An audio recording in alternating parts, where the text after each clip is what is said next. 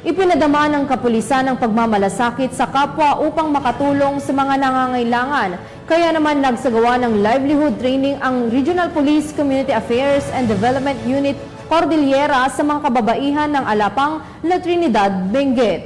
Yan ang report ni Patrolwoman Melba Langbis.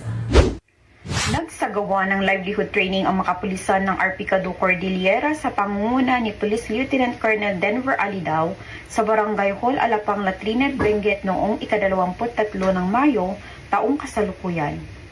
Ibinahagi ni PEMS Juliet Ligtag ang mga basic concept ng hydroponics farming, ang isang method ng pagtatanim ng mga gulay tulad ng lettuce at iba pang gulay. Samantala, tinalakay naman ni Police Lieutenant Colonel Denver Alidao ang mga batas na naaayon sa protection of women and children gaya ng RA 9262, Anti-Bastos Law, Child Abuse at Anti-Rape Law.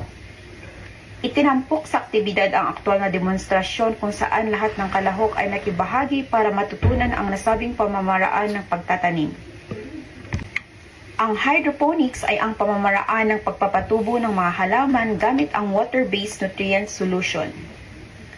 Patuloy ang PNP sa pagkikipagtulungan sa iba't ibang ahensya ng gobyerno at mga stakeholders upang palakasin ang sektor ng agrikultura at tiyakin ang seguridad ng pagkain sa Pilipinas.